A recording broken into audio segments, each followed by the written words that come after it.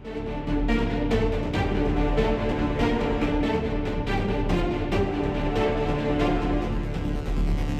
खराब प्रिंटर, एक computer virus और एक साल की प्लानिंग क्या क्या कर सकती है? इस सवाल का जवाब बांग्लादेशी सरकार को तब मालूम पड़ा जब नॉर्थ कोरिया के हैकर्स ने उनका पूरा बैंक अकाउंट खाली कर दिया था। चारों तरफ अफरा तफरी मची थी। एक झटके में बांग्लादेश जैसा गरीब देश का सारा पैसा गायब हो चुका था। बैंक के गवर्नर को नौकरी छोड़नी पड़ी और बांग्लादेश के अलावा दुनिया के सभी बैंकों की सिक्योरिटी एकदम से खतरे में आ गई। क्या है 21वीं सदी की सबसे बड़ी लूट की पूरी कहानी, जानेंगे हमारी इस वीडियो में, तो अंत तक कहीं मत जाना। 4 फरवरी 2016 गुरुवार का दिन था और अचानक से बांग्लादेश में एक प्रिंटर खराब हो जाता है। पर ना ही ये कोई आम प्रिंटर था और ना ही ये किसी आम बिल्डिंग में रखा गया था। ये प्रिंटर बांग्लादेश के सेंट्रल बैंक, जिसे बांग्लादेश बैंक भी कहते हैं, उसकी 10वीं मंजिल पर था।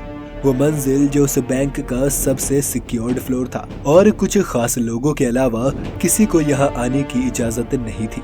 पर प्रिंटर खराब होने पर अधिकारियों ने इसे सीरियसली नहीं लिया, क्योंकि अगले दिन शुक्रवार था। बांग्लादेश में शुक्रवार और शनिवार की छुट्टी थी। जब बैंक के अधिकारियों ने छुट्टी से वापस आकर इस प्रिंटर को दोबारा ऑन किया तो पता चला न्यूयॉर्क के फेडरल बैंक में बांग्लादेश के 100 करोड़ डॉलर के अकाउंट में अब एक भी पैसा नहीं बचा था। ये बात बाहर लीक होती तो बड़ा स्कैंडल हो जाता, इसलिए इस बात को गुप्त रखा गया और बांग्लादेश बैंक ने न्यूयॉर्क संपर्क किया और जांच शुरू हो गई। जांच में सामने आया कि इस अटैक को गुरुवार की रात 8 बजे अंजाम दिया गया, जब बांग्लादेश बैंक के कर्मचारी घर जा चुके थे, लेकिन न्यूयॉर्क में सुबह हो रही थी। जब तक बांग्लादेशी कर्मचारियों को कुछ समझ आया तब तक न्यूयॉर्क में वीकेंड की छुट्टी चल रही थी। ये सारा पैसा नॉर्थ कोरिया के हैकर्स ने बड़ी ही चालाकी से फिलीपींस के शहर मनीला के कुछ बैंक अकाउंट्स में ट्रांसफर कर दिया था। लेकिन 8 फरवरी को वहां भी छुट्टी थी और इसलिए इन हैकर्स को एक दिन का समय और मिल गया। इस अटैक को इतनी सावधानी से प्लान करना 1 साल पहले 2015 में ही शुरू हो गया था, जब जनवरी के महीने में रसेल आलम नाम के एक शख्स द्वारा बांग्लादेश बैंक को एक ईमेल भेजा गया। आलम ने कहा कि वो बांग्लादेश बैंक में नौकरी चाहता है और एक कर्मचारी ने उसका सीवी डाउनलोड कर लिया। न सीवी असली था न आलम।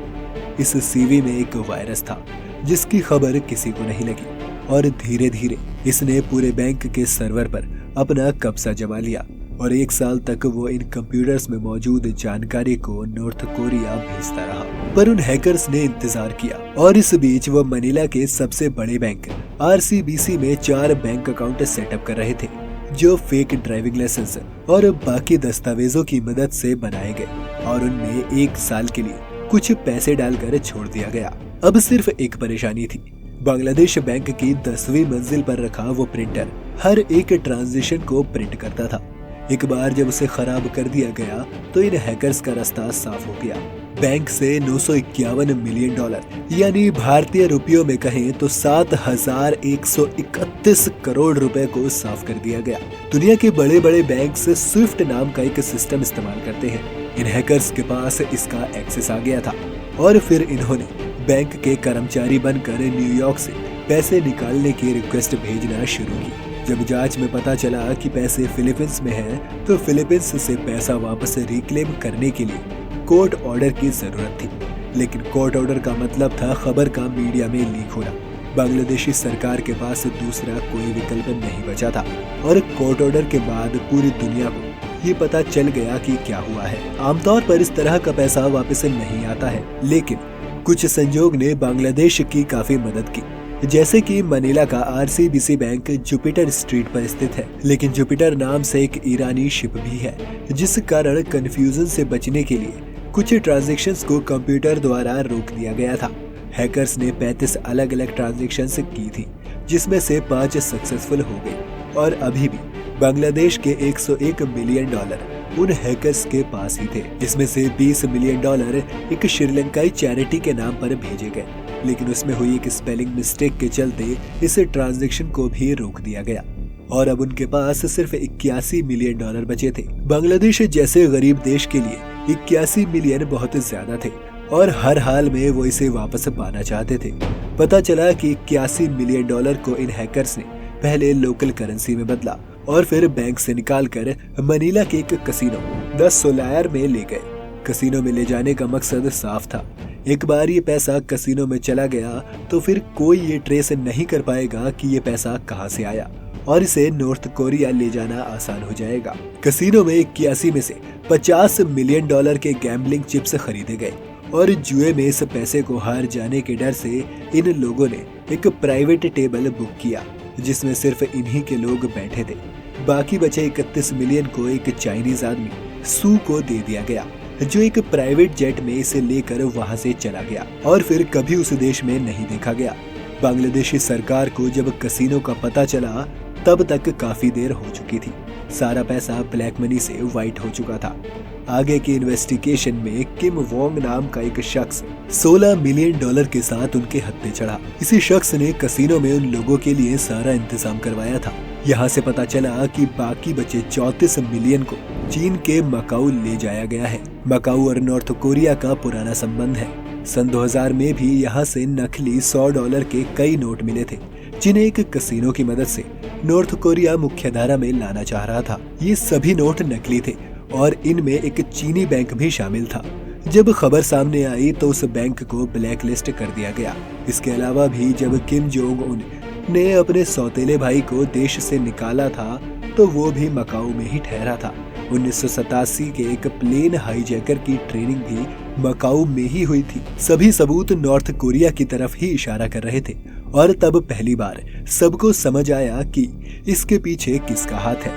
मकाऊ से ये पैसा लेकिन फिर गायब हो गया और इन्वेस्टिगेशन यहीं रुक गई।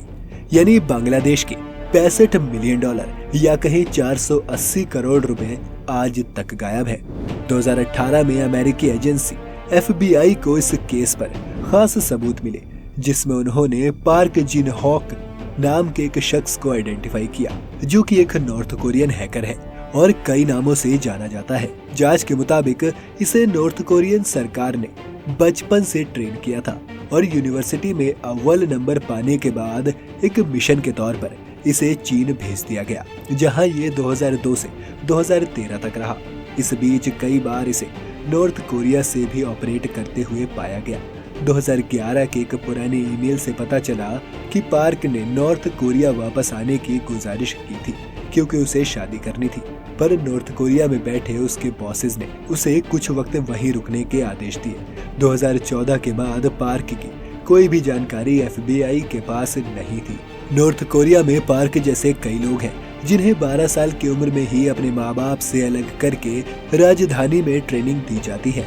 नॉर्थ कोरिया पर दुनिया भर के इकोनॉमिक सैंक्शंस लगे हैं जिस कारण नॉर्थ कोरिया को ड्रग्स, हथियार और हैकिंग का सहारा लेकर अपने लिए फंड इकट्ठा करना पड़ता है और ये बच्चे इनके सिपाही बनते हैं। खैर, आपको आज का हमारा ये वीडियो पसंद आया हो तो इसे लाइक करने के साथ साथ अपने दोस्तों के साथ शेयर जरूर करना। अगर आप चैनल पर नए हैं तो इसे सब्सक्राइब करके बेल आइकन दबा दीजिए। आज के लिए इतना ही। आपसे मुलाकात होगी अगले वीडियो में। आपका बहुत बहुत शुक्रिया।